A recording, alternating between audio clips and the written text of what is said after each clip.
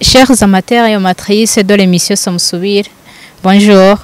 Aujourd'hui, nous avons invité Joseph Bukeyeneza qui va nous présenter le livre de Pierre Bourdieu.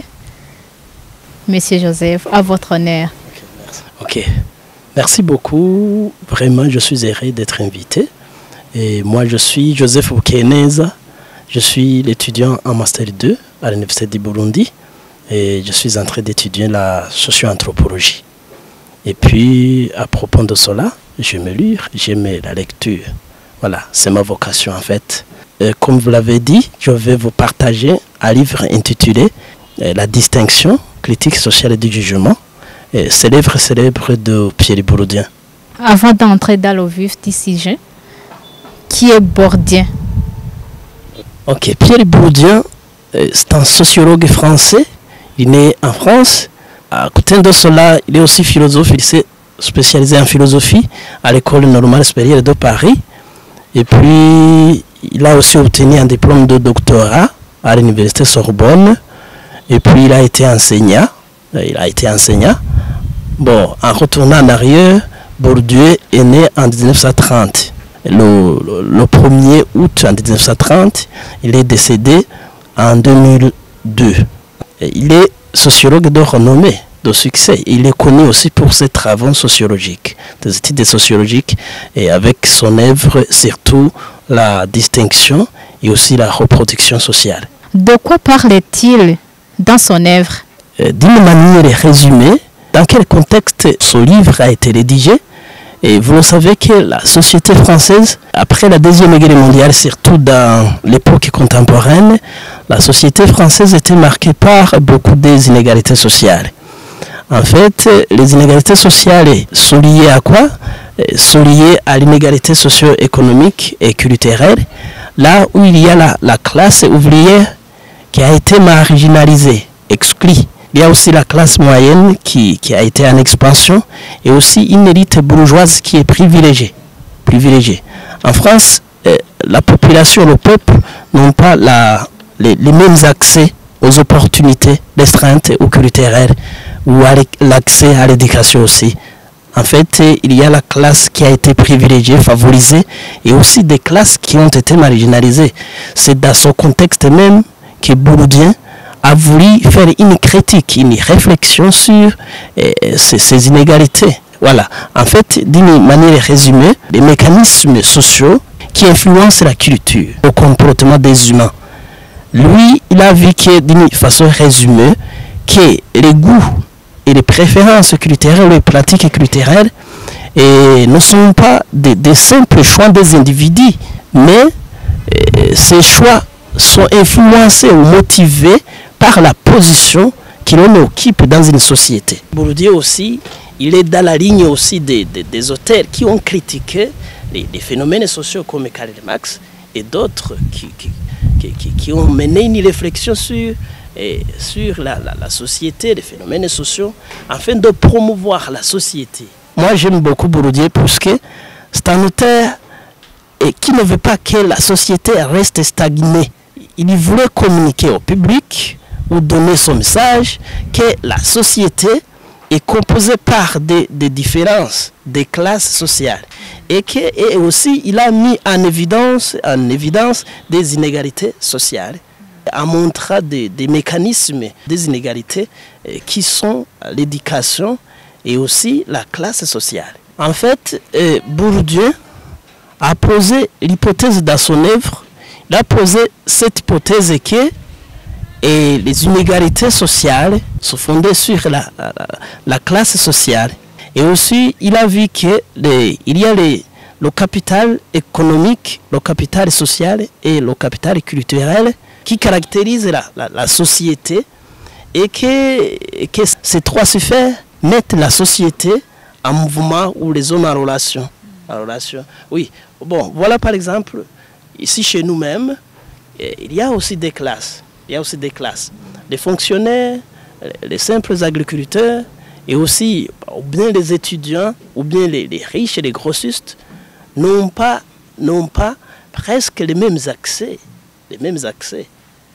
Et si je retourne en arrière, dans le contexte que Bourdieu a écrit cette œuvre, c'est dans le but de chercher que les hommes soient égaux, en cherchant l'égalité, puisqu'on a trouvé qu'en France, il y a vraiment l'inégalité fondée sur la classe. Même dans le manifeste du Parti communiste de Karl Marx, c'est une œuvre, je dirais, qui révolutionne la société. Et dans cette œuvre, on a mené presque un combat des idées pour montrer les failles de la société ou bien les failles de la conception, de la vision du monde. Avec Bourdieu, nous entendons et aussi nous percevons le monde à travers ses choix, ses goûts, ses préférences culturelles qui sont conditionnés non pas par nos propres choix simples, mais par les mécanismes sociaux. En fait, nos choix sont déterminés par les mécanismes sociaux. Voilà, d'une façon générale, voilà le résumé. Joseph, partant sur ce contenu du livre, pourquoi Pierre Bourdieu se focalise sur la classe sociale? En fait, un auteur, quand il veut publier ou rédiger un document, il y a des motivations. On ne peut pas produire un document comme on veut, mais il y a des motivations, il y a des causes. D'abord, le sociologue, sinon l'écrivain, c'est un homme qui observe.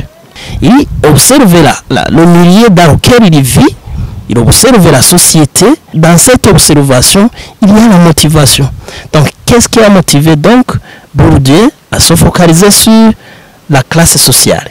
En fait, pour lui, il considère que la classe sociale joue un rôle central dans la reproduction des inégalités, puisqu'il voit ces différences entre les individus à cause de ces classes, la classe bourgeoise, la classe moyenne et la classe qui est basse, donc la classe des ouvriers, la classe ouvrière. Comme je l'ai dit dans le résumé, c'est une classe qui ont été excluées, marginalisées. Marginalisé, du moins, signifie quoi?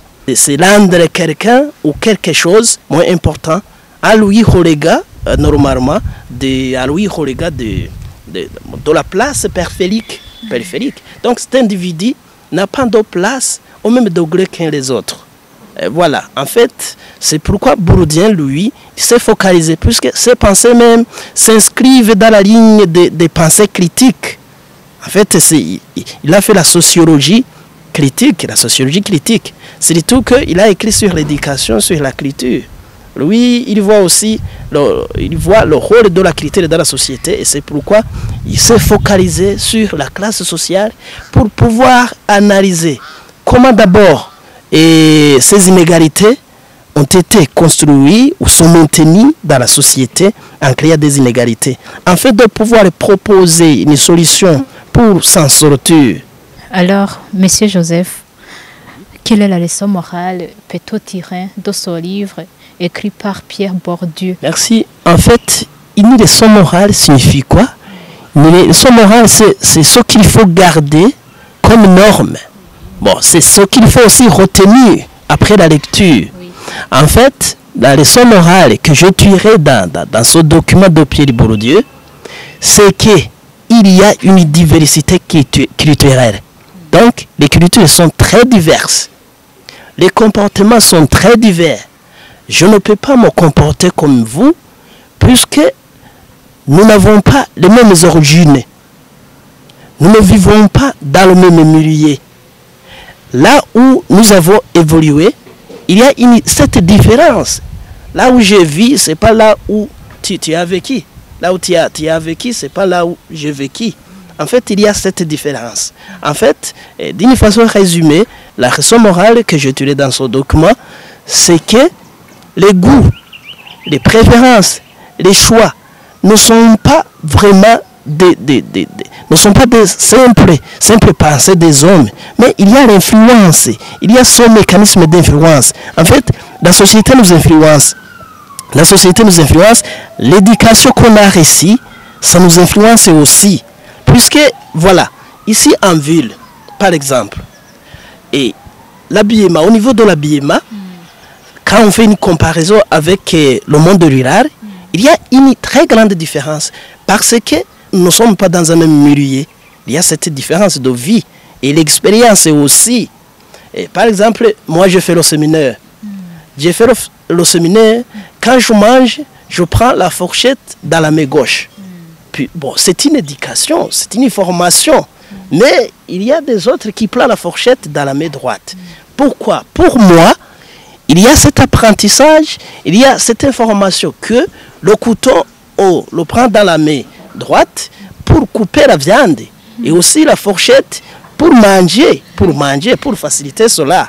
Bon, mais ceux qui ne font pas le séminaire, ils ont adopté une autre éducation. Voilà. En fait, la leçon morale, d'une façon résumée, il faut le respect. Le respect de culture. Il n'y a pas une culture qui est supérieure à l'autre. Il n'y a pas une culture qui est inférieure à l'autre. Nous sommes tous et nous avons tous le droit à vivre. À vivre. Voilà. C'est pourquoi avec aussi cela, avec cette promotion, c'est en France qu'on a commencé aussi à réclamer les droits de l'homme. Nous sommes presque dans la même sphère où il y a avec la globalisation, voilà, la globalisation. Nos musiciens voyagent, nos athlètes voyagent, nos joueurs voyagent. Pourquoi? C'est parce que nous devons être respectés tels que nous sommes. Puisque la culture, c'est une culture. Ah oui. Très bien.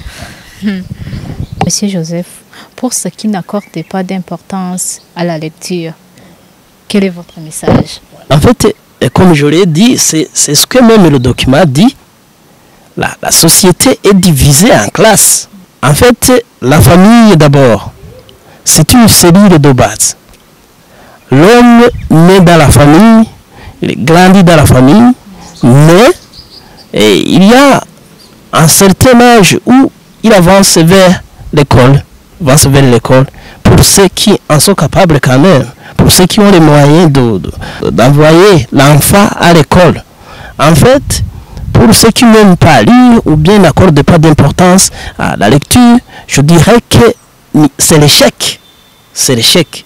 Puisque la lecture, c'est la source de connaissance. C'est aussi la source d'ouverture d'esprit. Et aussi cela, ça peut nous aider aussi à comprendre et à percevoir, à intelliger le monde qui nous entoure. Le monde qui nous entoure. Et à travers cela, l'homme, ça devient possible ou ça devient facile à s'intégrer dans une société. À s'intégrer. Puisque à travers la lecture, on apprend. On voyage dans le livre. C'est ce que j'aime dire souvent. Dans la lecture, on voyage.